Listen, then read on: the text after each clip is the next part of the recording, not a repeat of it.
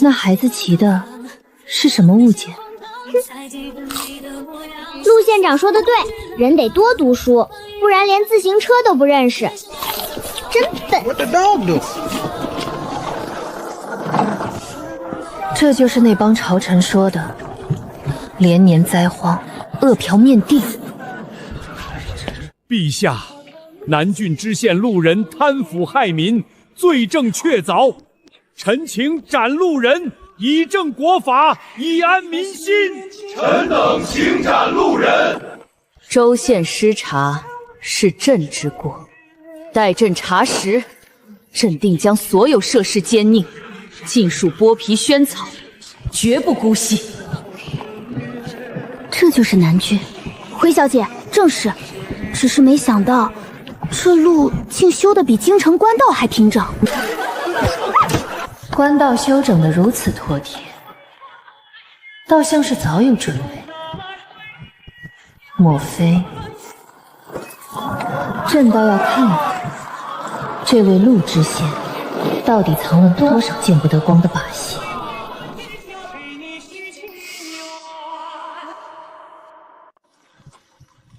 城门刻意分2道通路，贪官巧立名目敛过路银。劳驾二位暂且让一让。天热生鲜久放容易腐坏。放肆！你一介平民竟敢……双儿，不可无礼。是，小姐。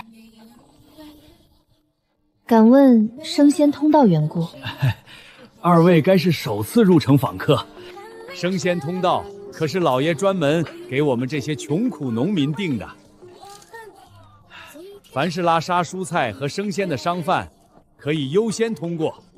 一个贪官，真能为了新鲜蔬菜和瓜果卖个好价，而特设通道吗？麻烦车上的小姐过来登记一下。小姐。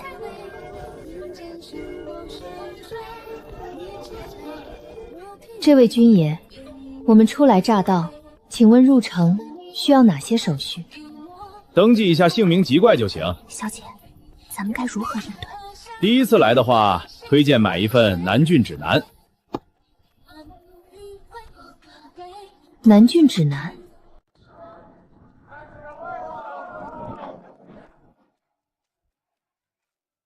小姐，可是看出什么不对劲了？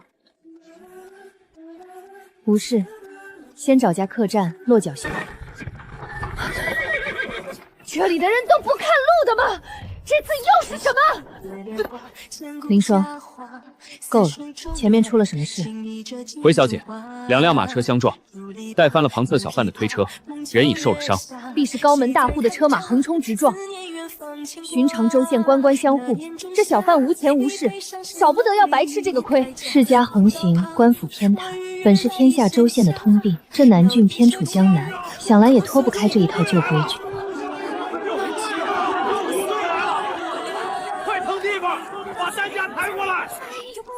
救护队，这是什么官署的名目？我走南闯北，竟从未听过。过去看看。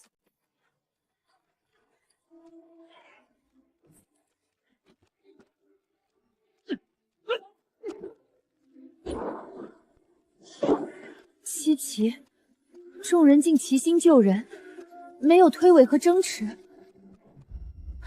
这便是救护队，倒是头一回见。第一条，城内施行交通管制，望见红牌则停，绿牌则通行。第二条，城内设公共厕所，严禁随地方便。第三条，禁止占道经营，违者可向县衙举报。这倒符合朕给那天下学子定的诸般规矩类似。莫非这知县还是朕的学生不成？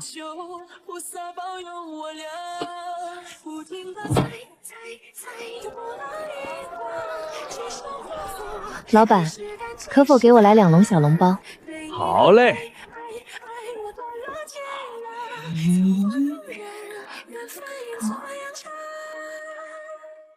南昭县繁荣度加1，南昭县繁荣度加1，南昭县繁荣度加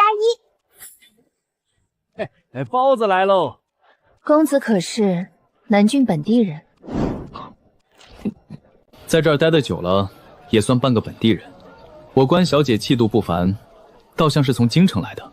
公子如何看出来的？小姐气度金贵，举止从容，绝非寻常人家出身。南郡少有这般气度的来客。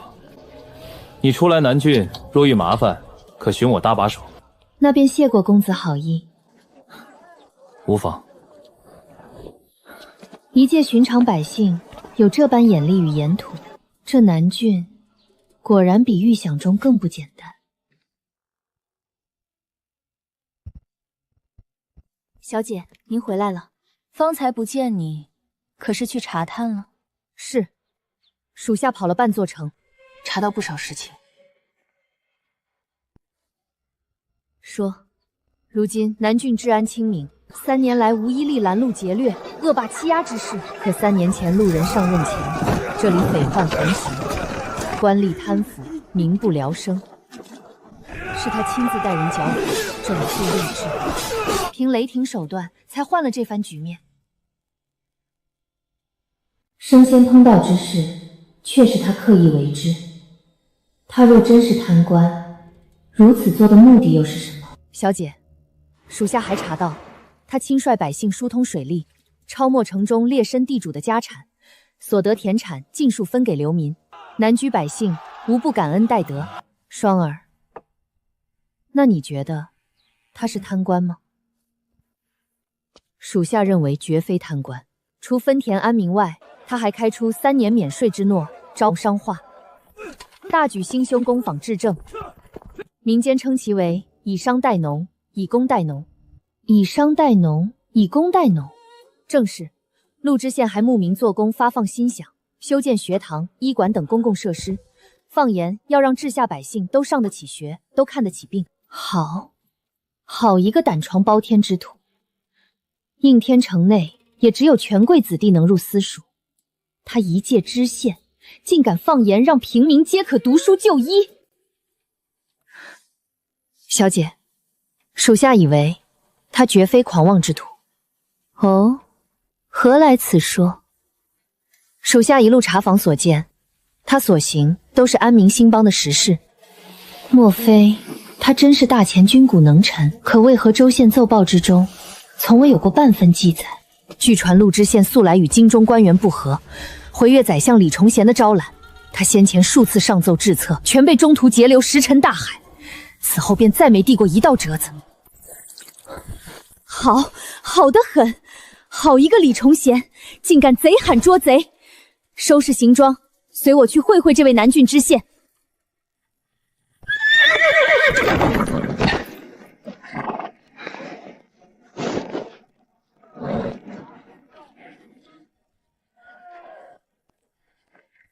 烦请通传你家县老爷，我们有事求见。实在不巧，我家老爷一早就去城外新工坊视察了。新工坊？可不是嘛，这阵子大人天天泡在那边，说是要造些前朝都没有的新物业。你是说新物业？啊，是啊。走，去城外寻他。小姐，我们不进县衙等候陆大人了。人总归要见，只是不必在县衙哭等，索性直接去他的工坊，正好亲眼瞧瞧那些前朝未有之新物质到底是什么名堂。小姐，前方便是陆知县所建的厂区。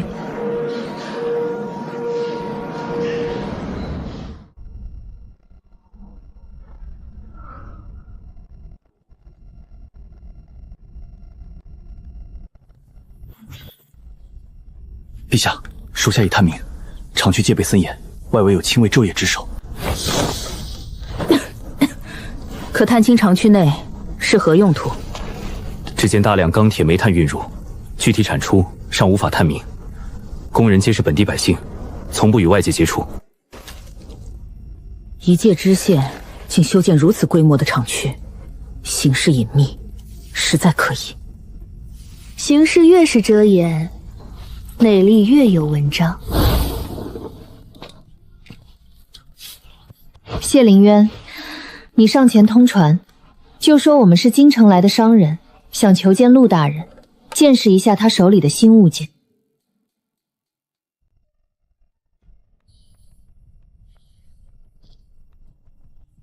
站住！站住！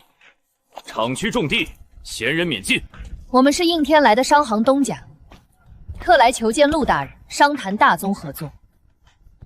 大人，大人。见陆大人。正是，我们远道而来，烦请通传一声。诸位稍后。小姐，你说他会应允我们入内吗？他若行事老裸，便没有拒而不见的道理。陆大人准了，诸位请。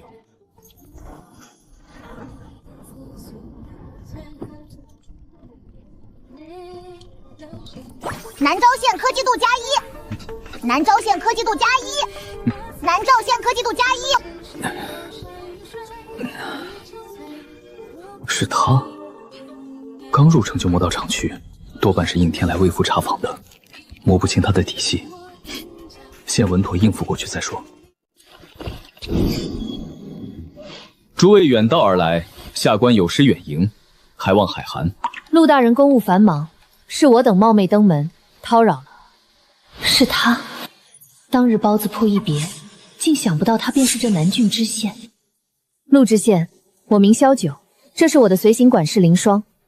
我等从应天而来，听闻南郡百业兴亡，多有新奇造物，特来寻访商机。萧小姐别来无恙，没想到竟会在厂区与小姐重逢。我也未曾想到，公子便是这南郡父母官。小姐何时与陆知县有过交集？萧小姐既想看南郡的新鲜物件，下官便不藏私了，请随我来。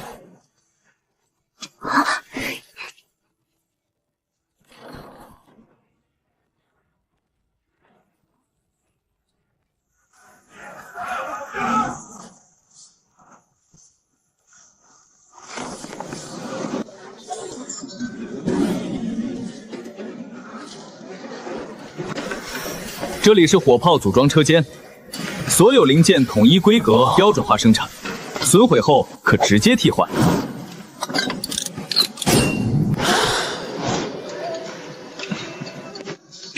标准化生产。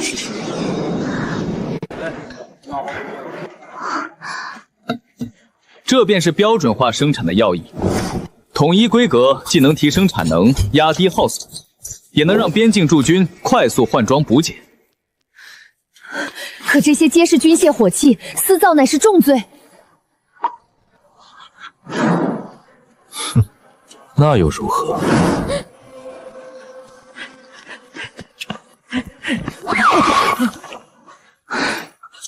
大人，3号炮调试完毕，随时可以试射。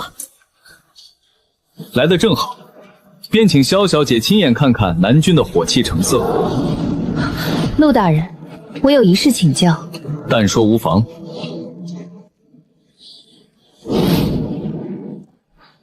陆大人耗时3年，私铸如此多的重型火器，究竟意欲何为？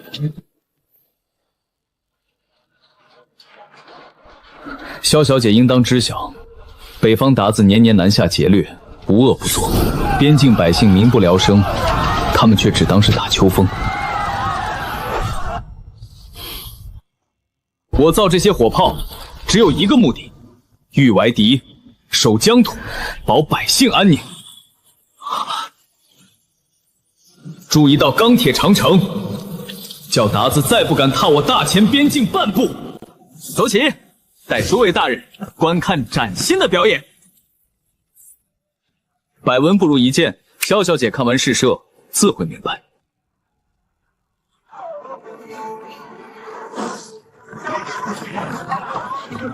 大人，一切准备就绪。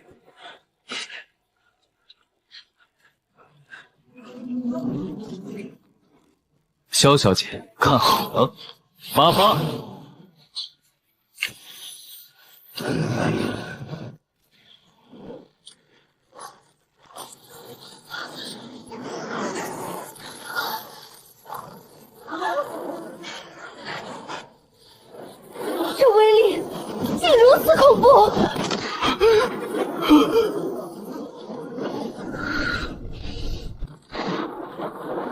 这还是初代旧款，眼下研发的后陶装填炮射速还能再提1倍，性能提升如此之多。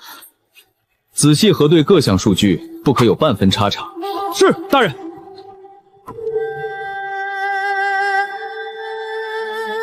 有此等利器镇守边境，何愁打子不灭？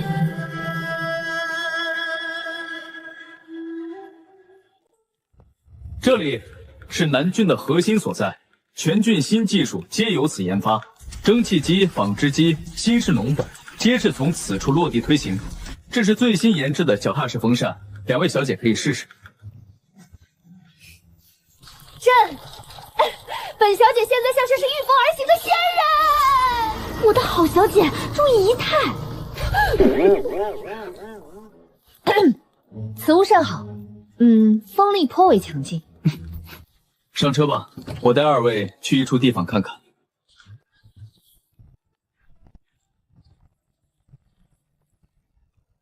这马车竟如此平稳，连应天的上等车架都远不及它。车底加装了弹簧减震装置，便是坑洼路路也能走得稳当。弹簧在哪儿呢？带本小姐找找。哎呦，我的好小姐，您能矜持些吗？不单平稳，脚程也比寻常马车快出许多。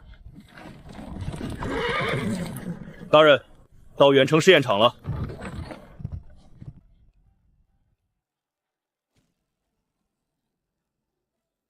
回大人，各项参数悉数达标，最终射程较上次又远了500米。做得不错，月凤提1级，对应福利一并补发。福利，俸禄之外的规制。尝尝工人食堂的白面馒头，管够。陆大人，冒昧一问，你方才说的福利究竟是何规制？这是南郡定的规矩，统称为5险1金。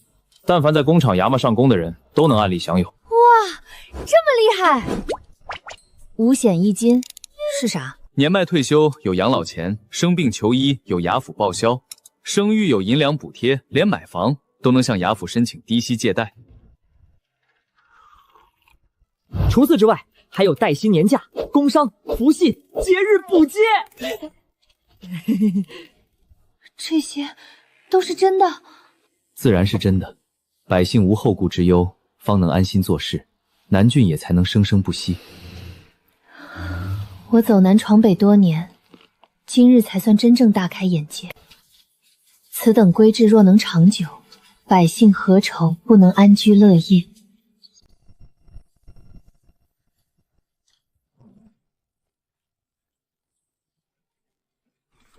看似处处为民谋利，内里只怕另有文章。小姐何出此言？属下一路所见，南郡百姓却是衣食富足，治病出资，受伤抚恤，生子帮扶，这般承诺可谓前所未有。他以此画下安稳前程，说到底是在笼络民心。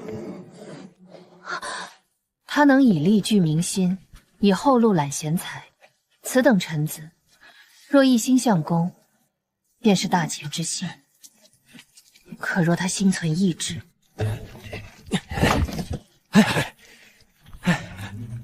萧小姐，既然来了，不妨过来看看我们的新式采矿机。他越是面面俱到，便越让人放心不下。这般难以掌控的能臣，朝堂之上，怕是无人能容。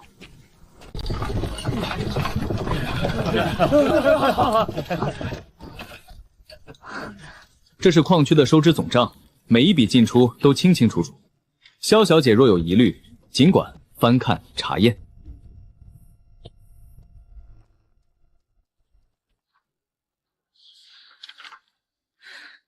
养老、工伤、医疗各项保障开支远超原矿收受的盈利，这笔亏空，你是如何填补的？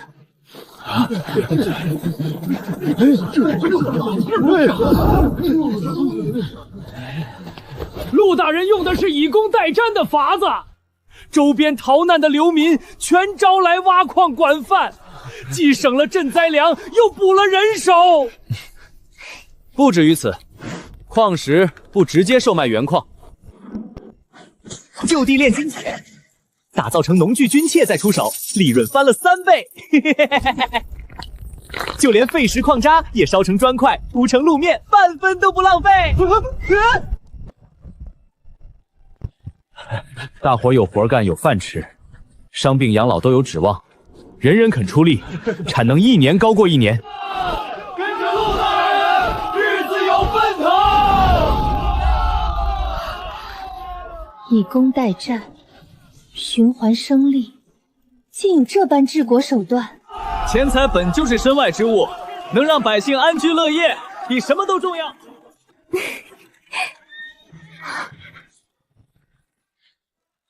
你若想见识，我便带2位去个地方。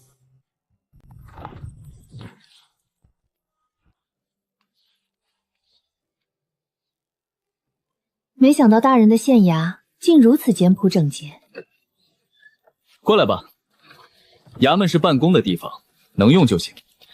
银钱花在民生上，比装点门面有用得多。大人一心扑在百姓身上，半分私利也不谋，就不怕旁人说你沽名钓誉？私利？等南郡建成天下第1县，我就能拿到系统奖励。回去啦！这话说出来也没人信。萧小姐说笑了，我可不是什么圣人。沈策，上茶。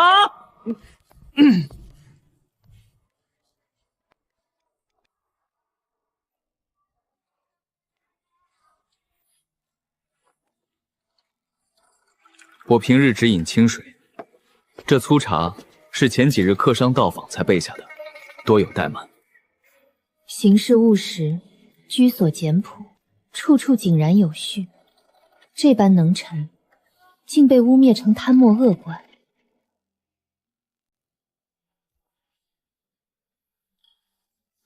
莫非如此简陋？萧小姐此番来南郡考察，可有看上什么合适的生意？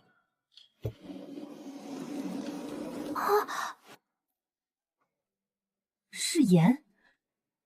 这般纯净细腻的盐品，比宫中御用上等盐还要上乘。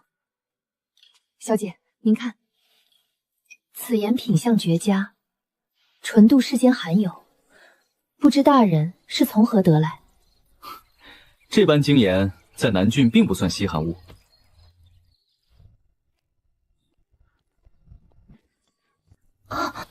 只要我愿意，想要多少，便能造出多少。如今南郡已建成完整的制盐工坊，量产此物轻而易举。何谓量产？就是以统一的工序与器具，批量熬制停熨，成本低，产量大。便是皇宫之中，也难寻这般精细的精盐。萧小姐若是中意，这罐儿便送你了。大人手握这般生财绝技，平白送我如此厚礼，就不怕我别有所图？萧小姐说笑了，一罐精盐算不得厚礼，若能借小姐之手，让南郡精盐走进应天，才是真正的价值。这么多品相上好的精盐，若批量运往应天售卖，定然能打开极大销路。这正是我想与2位谈的生意。陆大人身为朝廷命官，竟也亲自插手盐货买卖。萧小姐误会了，这生意赚的每一分钱都不会进我私人口袋。南郡整治军备，修建学堂，开设医馆，处处要用钱。朝廷赈灾银半路被劫，府库空空，我只能自己想办法开源。寻常百姓吃的都是混着泥沙的粗盐，久食伤身。这精盐经多重提纯，咸纯无杂，定价又低廉，普通人家也吃得起。应天人口100万，平民基数最大，这才是最稳妥的销路。可盐市向来有行规定价，精盐压到这般低价，再算上转运应天的运费、沿途损耗，除去成本所剩无几，根本撑不起南郡的开支。这正是关键所在。我自有法子让南郡营盐在应天站稳脚跟，让百姓都认准了买。哦，不知大人有何妙策？百姓生计本就清苦，平价盐只举薄利，本就不是赚他们的钱。寻常百姓只求盐竞价平，平价精盐足够日常食用，不必追求精细品级。要填补府库亏空，便从富商士族身上着手。他们家底殷实，重体面讲排场，愿为上乘好物耗费重金。我要让南郡上品精盐成为士族富豪间彰显身份的稀罕物事。此人当真是奇才，旁人卖盐死守行规，他却分当施策，名声与府库两头兼顾。陆知县这分党经营的法子着实高明。小姐过誉，在下所作所为，皆是为了南郡百姓。只是我总觉得，大人手中恐怕还藏着更多未曾亮出的底牌。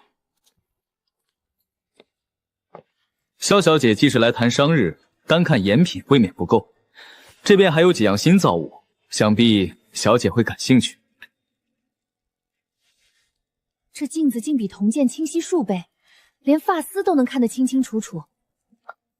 陆大人懂制盐，通火气，连这些精巧物质也能造出来。我走南闯北多年，从未见过这般层出不穷的新奇造物。都是些实用的小玩意儿，能让百姓日子好过些罢了。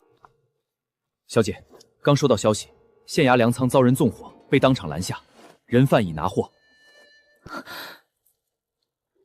粮仓失火，想来是有人见南郡日渐安稳，周心莫遂走，存心作祟。县衙布防周全，既然拦下了，便出不了乱子。人犯慌乱间漏了口风，主使司事京中来人，与御史大夫李崇贤有关。什么？李崇贤？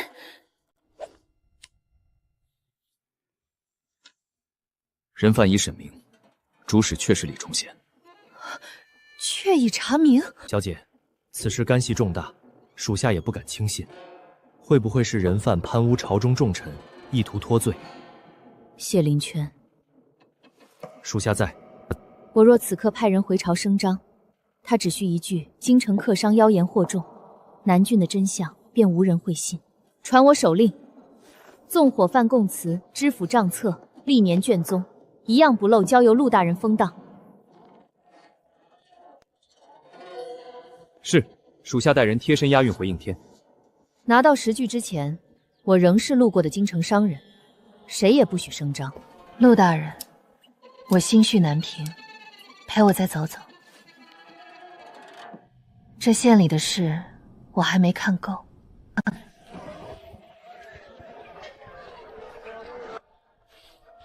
老板，你这摊子一年给官府交多少税？税？我们这儿不收商税。不收商税，那官府分文不取，就交每月30文的摊位费，再没别的了。什么过路钱、铺面钱、节气钱，听都没听过。客官，你是外乡来的吧？别的地方苛钻杂税多，我们南郡可不兴这套。朝廷订立商税30取1，他竟连商税都免了，只收30文摊位费。不收税，钱从哪儿来？我们县太爷会赚钱啊，盐坊、糖坊、玻璃坊哪个不挣大钱？官府的钱从作坊里来，不从我们老百姓兜里掏。我听说外头官府狠着呢，种地交税，买盐交税，连家里多生个娃都要交税，把老百姓往死里榨。你穿得这么体面，是京城来吧？是。哎呦，那你可遭老罪了。这个给你，拿去用。出门在外不容易，听说京城天子脚下税最重，老百姓最苦。皇帝住金銮殿，底下人一层层扒皮，可怜啊。一个小贩，反倒在可怜我这个帝王，而百姓被层层盘剥，伸手的却是我倚重的元老。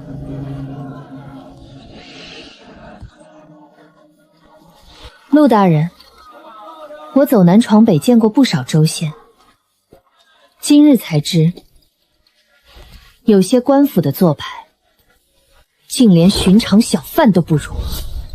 萧小姐肯驻足听百姓半句苦，已胜过太多身居高位之人。走吧，再去别处看看。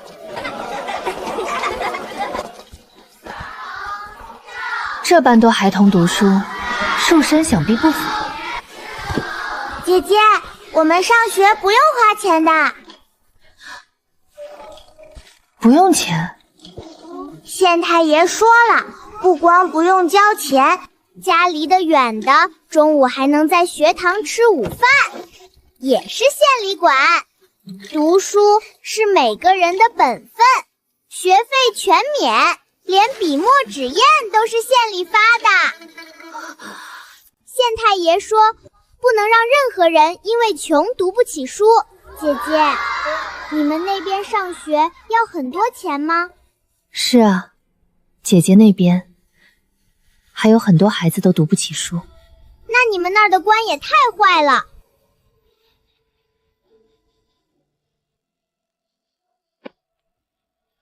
南郡推行全民免学、兴办义学这么大的事，朝廷无半九留闻，御史衙门也从未善报。派人去府城彻查御史对南郡究竟知情多少，我要知道他到底瞒了多少事。陛下，御史衙门称南郡卷宗3年未改，仍记着地硕民贫，易子而食。半月前他还递了折子，再请30万两赈灾银。至于县中义学、工坊诸事，卷宗内只字未提。知府勾结金权贵中饱私囊，御史失位素餐，治下县城富得能办全民义学，他反倒年年装穷跟朕讨要赈灾银。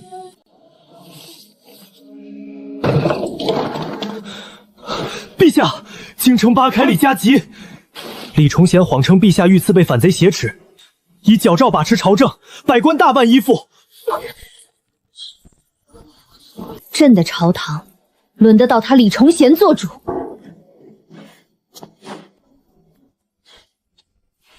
陛下息怒。你何时知晓的？陛下过问工坊细节时，臣便起疑，一路随行，观陛下气度言行，早已确认，臣不敢贸然戳破，扰了陛下微服部署。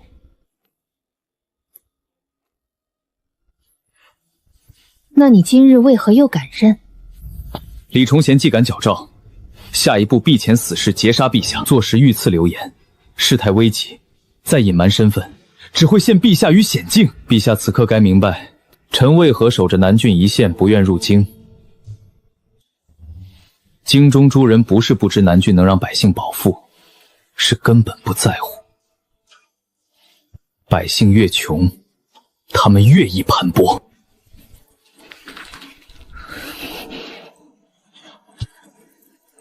南郡富了，断了他们财路，他们恨不得将此地从舆图上抹除。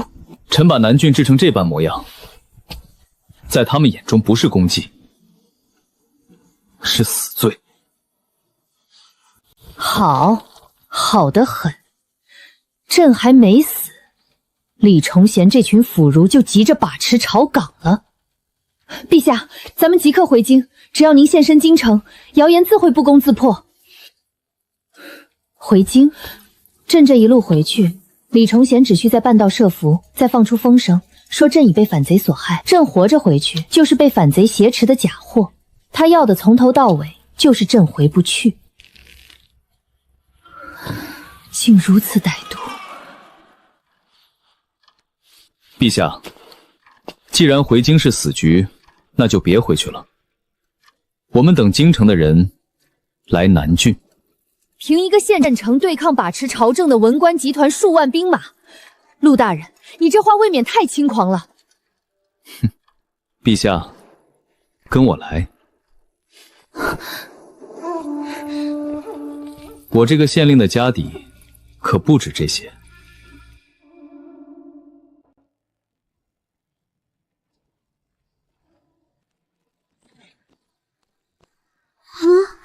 这火枪能连发，装弹这么快？举枪！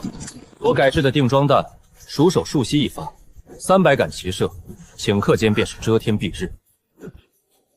朝廷神机营也做不到。昨日陛下所见的是最小口径，这一炮下去，半里之内寸草不生。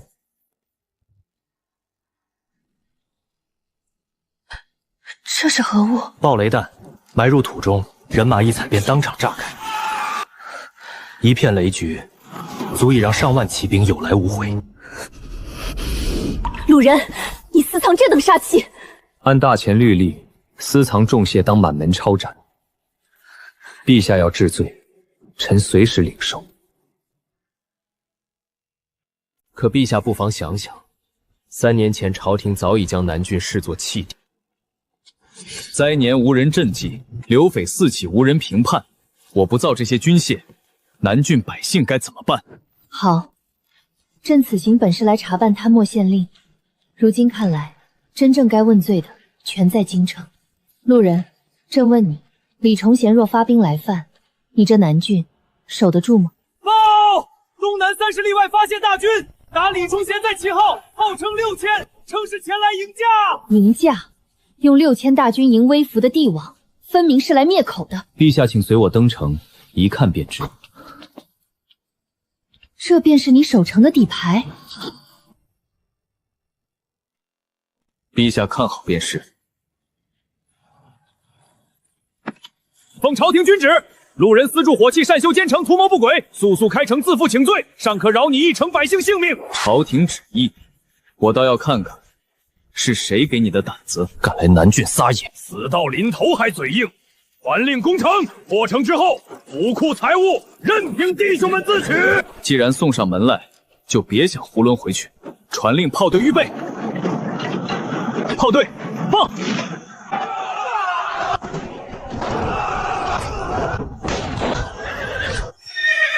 这是什么邪物？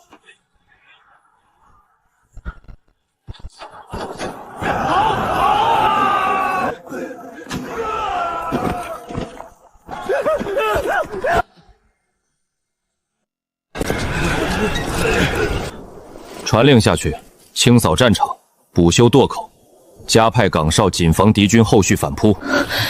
6000仙妃，一炷香的功夫就溃不成军，连主将都当场殒命。这水泥城墙还有火炮火枪，威力竟如此惊人。打造军械，修筑县城，想来耗费定然不菲。城墙、火器加之后方攻防，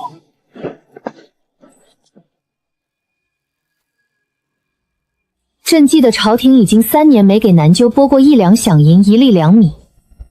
你一介县令，守着这巴掌大的边地小县，到底是怎么凑出这么多钱粮的？陛下若想知道其中信行，随臣去账房一看便知。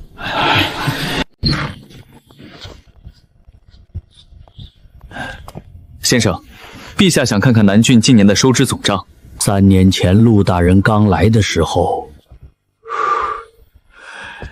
南郡府库亏空，全年税入不足1万两，连衙役俸禄都凑不齐。那如今呢？去年全年总账，刨去工坊成本、工人工钱、百姓抚恤、城防修缮各项公馈，精盐、玻璃、农具3大主房加粮食商税，税入净余120万两。大庸国库年入1800万两，上等大县税入不过30万两，这偏远边地小县税入竟抵得上4县之多。3年光景，从税入不足1万两到年余120万，仅凭1县之地，你到底是怎么做到的？说穿了也没什么玄机。陆大人到任后，先办工坊，教百姓手艺谋生，再平粮价，断奸商盘鳖，又修水利，拓良田，保收成。旁人做官是盯着府库捞银子，我们陆大人做知县，是带着一县百姓一起赚银子，货好价实，百姓能谋生，能吃饱，府库自然就满了。只可惜就守着这一县之地，本事再大也铺不开。你有复国之法，有治民之才，聚财练兵样样精通。以你之能，裂土自守都绰绰有余，为何甘心只守着这一方小小知县之位？不然呢？你竟问不然？对我而言，治下百姓安居乐业，做知县能护一县人安稳，便够了。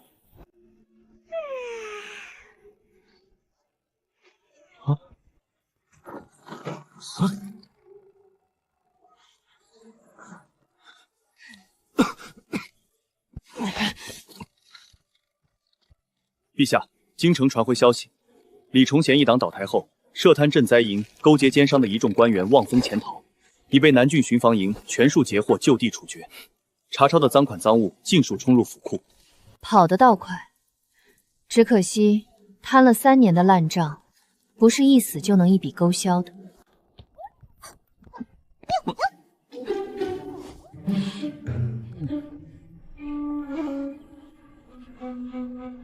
朕原先只道南军土地贫瘠，如今亲眼所见才知，不是地养不活人，是贪官吸光了百姓的血。一县之地，你3年便能盘活，可偌大的大庸，这样欺上瞒下的官吏还不知有多少。百姓要的从来不多，只求一口饱饭，一身安稳。吏治清明了，活路自然就有了。走，去前面村里看看，听听百姓的真心话。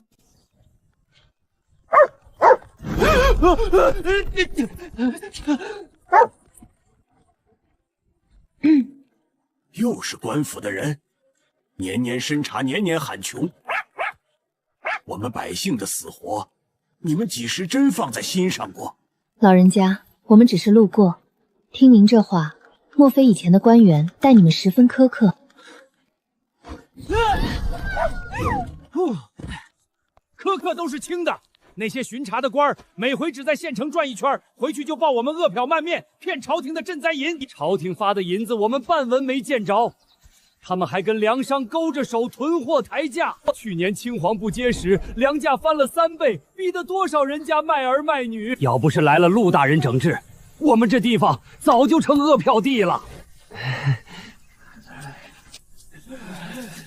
没错，赈灾的钱被贪官贪了。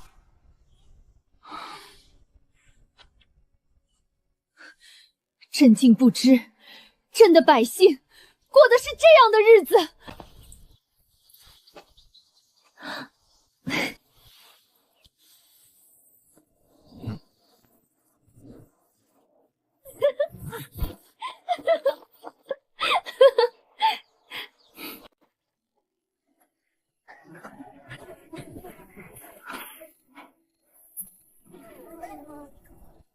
他们口中那个年年巡查、冒领灾银的官员，昨夜潜逃途中被截获，已经就地处决了。所有涉贪赈灾、勾结奸商的官吏，一概斩立决，余党全国缉拿，一个都跑不掉。这3年90万赈灾银，朕会连本带利全数追缴，一文不少还给南中百姓。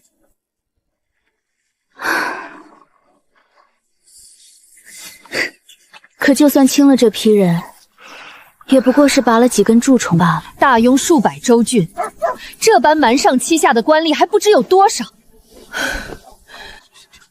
杀了一批，还会有新人冒出来。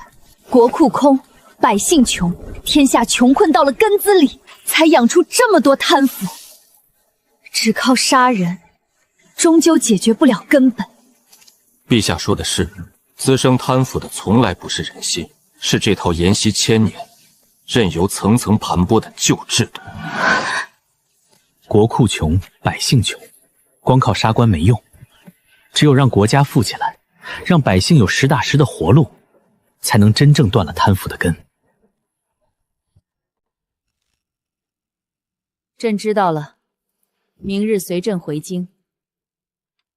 朕要亲手推戴这套旧规矩，让大庸真正富起来。臣遵旨。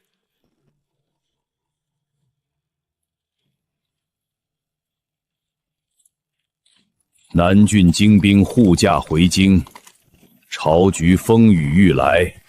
臣没有错，世家掌权，粮商掌事，是传了几百年的祖制。哼，路人那套旁门左道，才是祸乱朝纲。臣所作所为，都是为了守住大庸的根基。事到如今，臣不后悔。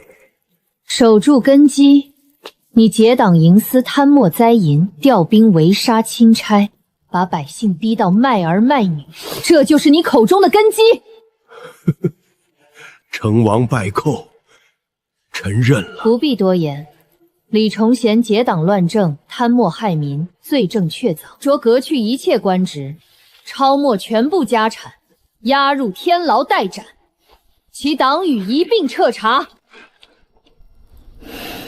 李崇贤一党已清，朝堂阻碍暂平，但朕清楚，杀官易，复国难。南郡3年，岁入不足10000两，增至120万两。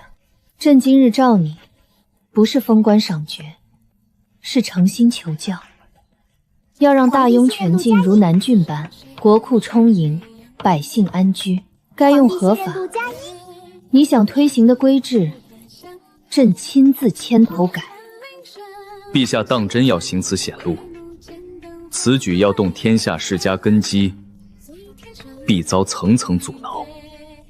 朕意已决，世家盘剥千年，百姓苦不堪言。这条路再险，朕也必须为天下人走通。陛下有此心意，是天下百姓之幸。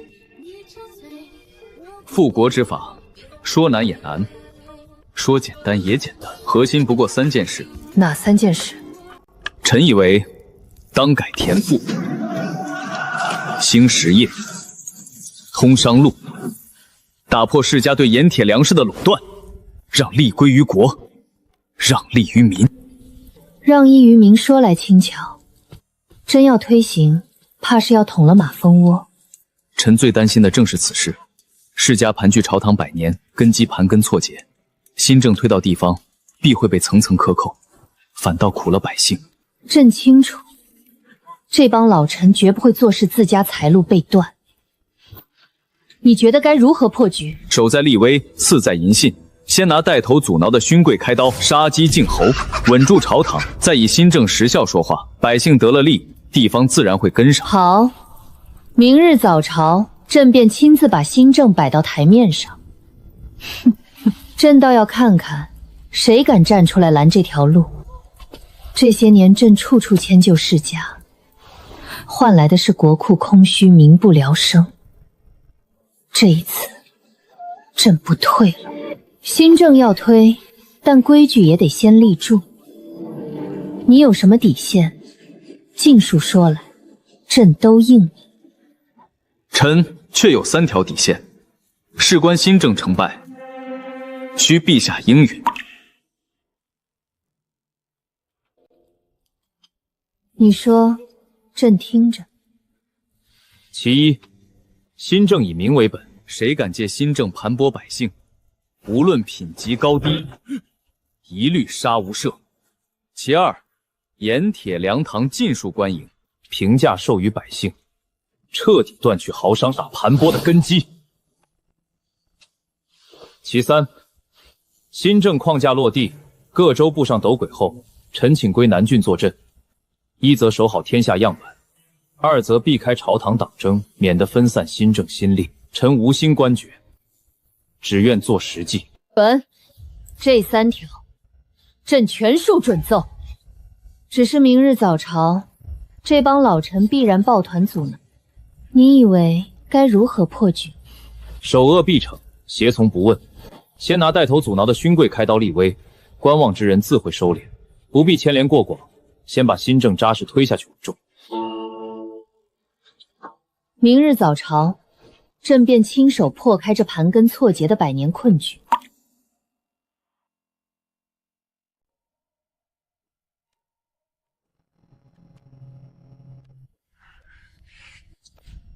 为充盈国富，安养600万百姓，朕决意推行新政。朕只问一句：谁赞成？谁反对？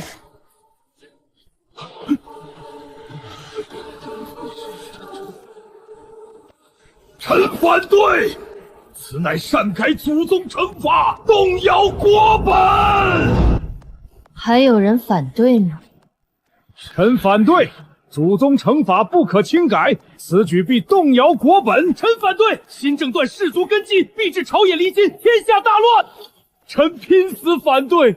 陛下独断塞谏，非明君所为，叩请收回成命。既然如此，来人，将这几位拖出午门，斩、立、决。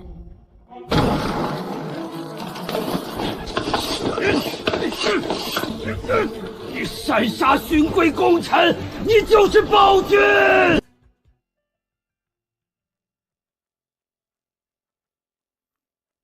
暴君，陛下杀的是吸百姓血的蛀虫，护的是天下生民的活路。诸位守着祖宗惩治，可曾管过百姓饿殍遍野？新政断的是你们的财路，救的是千万黎民。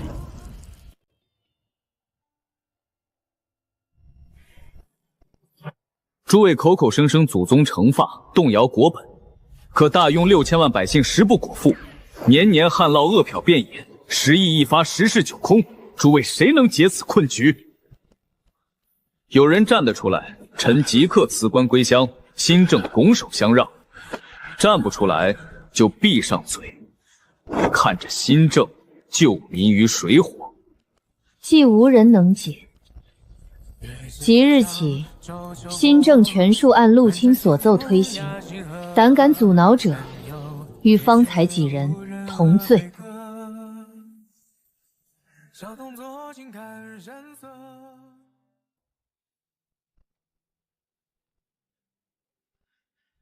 皇帝铁了心要刨我们的根基，软的硬的都不吃。既然他不念勋贵情面，就别怪我们行非常之事。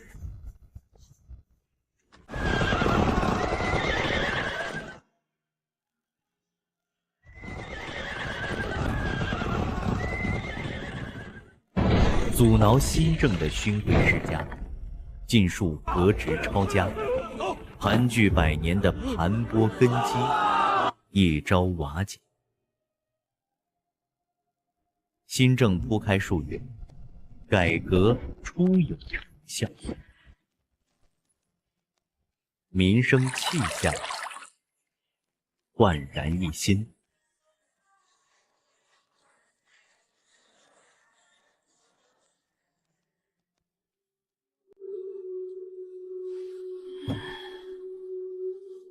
这新政一刀砍在梁架上，是刨我们世家几百年的根基。区7品芝麻官也敢在京城动我们的家业，不知死活。断我们财路，就是跟满朝世家勋属死磕到底。传令各州粮行联手收粮囤货，把市面粮价抬上去。我倒要看看他拿什么跟整个世家斗。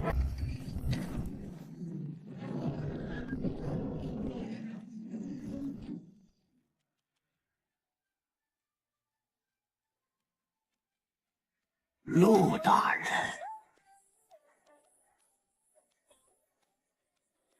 新政推行雷厉风红，只是斗米10文，未免太不近人情。世家几代人的营生，总不能毁在你一个县令手里。哦，收粮运粮，上下打点哪一样不用本钱？10文1斗，世家上下几百口人，喝西北风吗？若大人收回成命，世家各府自有厚礼相送；但若是执意孤行，这京城的水可比大人想的深得多。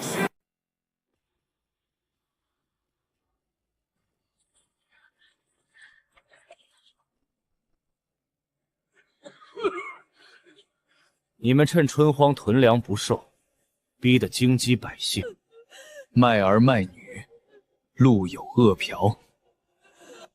粮价涨1分，便有100户人家忍饥挨饿，拖到最后就是家破人亡。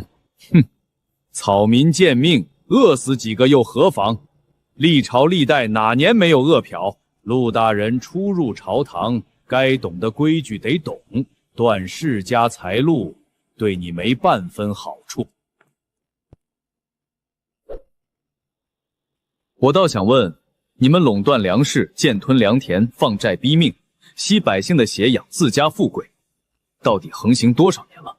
这些行当自古便是世家把控，随行就市，是传了几百年的天经地义。多少人家破人亡，才堆起你们世家的金山？你们赚的每一分钱都沾着百姓的血。路人，饭可以乱吃，话不能乱讲。世家的名声不是你能随意玷污的。路人，你别太得寸进尺。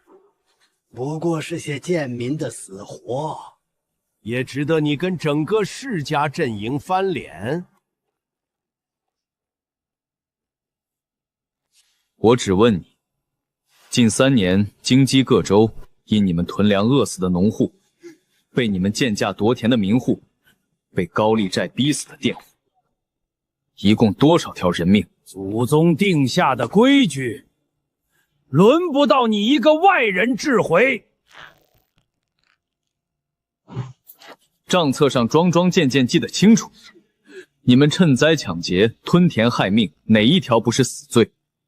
别拿祖宗规矩当遮丑布，你们守的从来不是规矩，是吸百姓血的特权。从今日起，天下粮物尽数收归官营，平价售粮，保障民生。你们囤积的所有私粮，即日起按平价收购，全数收归官仓。敢私囤一斗，敢哄抬半文者，按害民罪论处，满门抄斩。你敢？粮物官营是动摇国本，满朝文武绝不会答应。路人，你别太过分，真把世家逼到绝路，谁都没好果子吃。绝路？你们断天下百姓的活路，断了几百年，如今不过是让你们少赚些黑心钱，也配喊冤叫缺？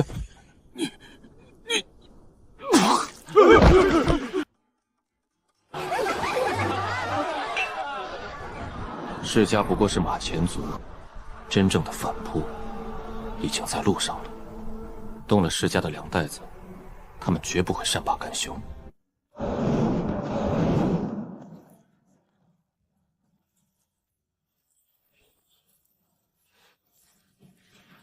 吾皇万岁万岁万万岁！啊！河东3镇叛将勾结京中世家余党，矫诏起兵，先遣凶兵夜烧南郡边境官仓，8万主力已渡过河东下，直扑南郡县城。叛军勾结京中旧臣为内应，先烧边境粮仓，再挥师南下。好胆！朕尚在，他们便勾结旧臣，矫诏兴兵，焚我官仓，公然谋逆。诸卿，可有人敢领兵出征？臣等无能。臣请指挥南郡领兵破敌。陛下，叛军仗着内焰烧仓，料定我军只会龟缩守城，他们刚渡河东下，营地未固，正是松懈之时。臣认为，与其被动防守，不如主动出击，直捣大营，打他们一个措手不及。无极，疯了吧？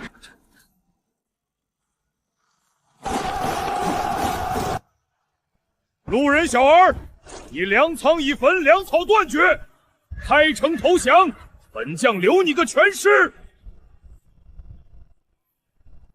否则，8万大军踏平南郡之日，便是你命丧黄泉之时。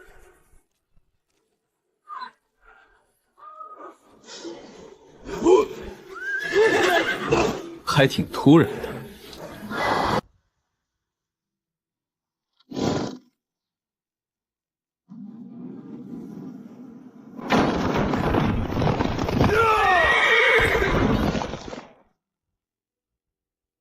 区七品知县，不好好缩在城里等死，竟敢主动送上门。将军连夜奔袭，烧了一座边境空仓，便真当南州无粮无人敢战。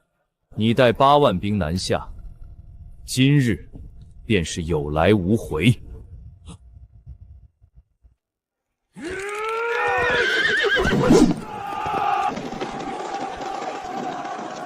弟兄们冲过去，剁了路人！县城里的钱粮女人全归你们！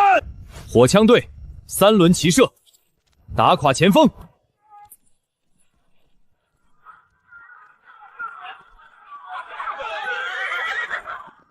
炮队分2路，一路砸冲锋骤行，一路端他大营。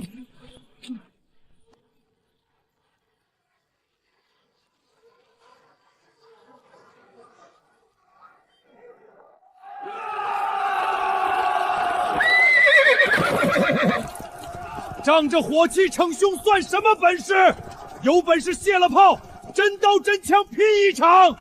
规矩，放你娘的屁！你们夜烧官仓的时候怎么不讲规矩？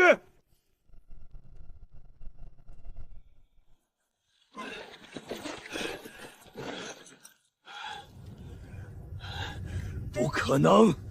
我8万河东精锐怎么会输给你一个小小知县？不可能！你以为烧一座粮仓就能困死南郡？却不知南郡官仓民仓早已充盈，百姓人人有粮。你以为边地小县不堪一敌，却不知新政之下，人人愿守家园。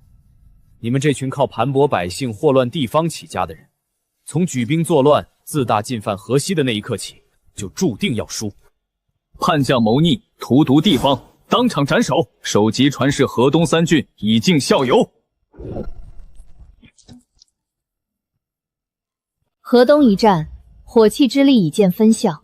自今日起，经营与13边镇一体改制，依照南郡操典设立火枪营，列装制式火炮，兵帐局扩编3倍，专司火器弹药铸造。凡演训不力、延误改制者，以贻误军系论处。臣等遵旨。军改推行1年，火枪营建设过阵，制式火炮列装全军。大拥军力突保帝谷，投降护南郡县城的守军。大拥军力脱胎换骨，水泥路通连各边镇，粮草军械转运提速3倍，边防关隘日渐坚不可摧。内有仓庐，外有坚甲，大拥再不是旧日任人扣关的模样。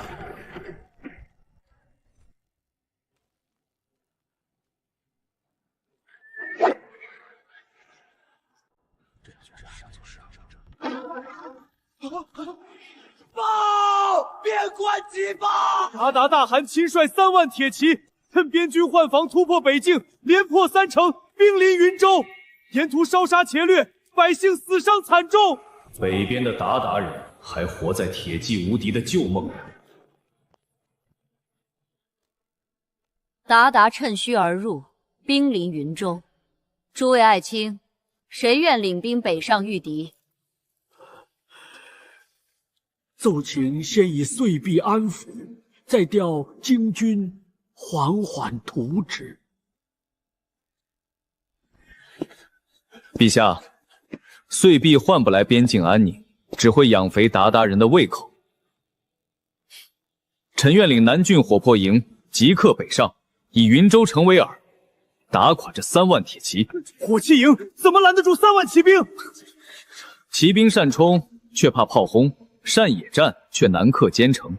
臣不用追，只需让他们攻不上，跑不掉，定叫他有来无回。好，朕命你为北境行军参议，持节节制云州守军，即日北上。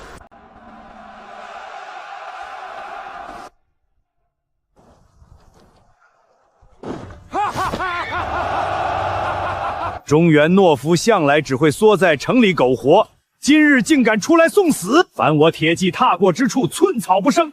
等踏碎你们军阵，云州全城一个都活不了。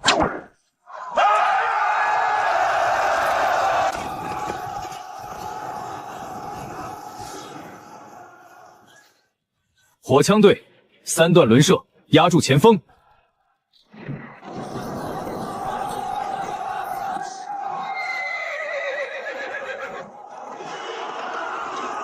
怕什么？枪子儿打不了几轮，继续冲！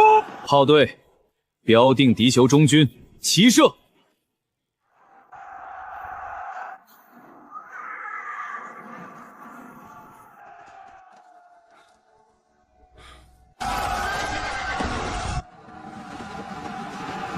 两翼骑营不必远追，收拢俘虏，清点战果。两翼骑营不必远追，收拢俘虏，清点战果。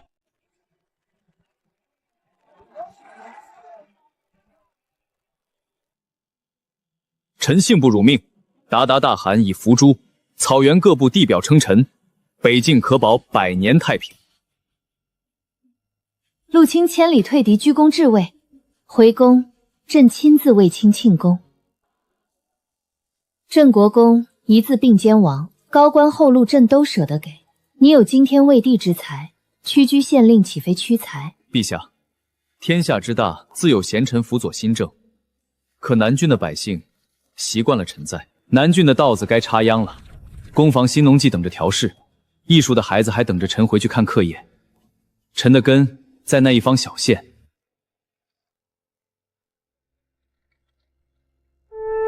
臣此生所愿，不过守一方百姓，让人人吃饱饭，读上书。如今新政已开，天下终将太平，臣的心愿已了。世人皆往高处走，偏你功成身退，半点不留恋。这天下留得住你的功绩，终究留不住你的人。宿主3年任期已满，南郡达成天下第1县评级，民生、房务、产业3项全满，即刻启动返城程序。3年深耕，换得1县安定。系统，我这答卷还算合格。综合评定为卓越级，宿主超额完成所有既定目标。好，卓越级，能给南郡留下这满城烟火，也算不枉我来这一遭。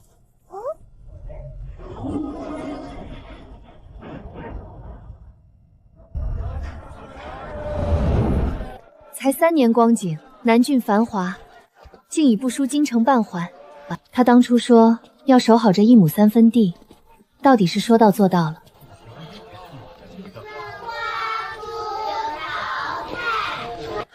这满城光景全是陆大人的功劳，只可惜他走得悄无声息，没人知道他去向。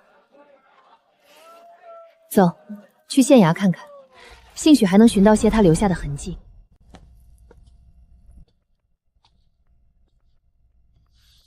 他走之前可留下什么话？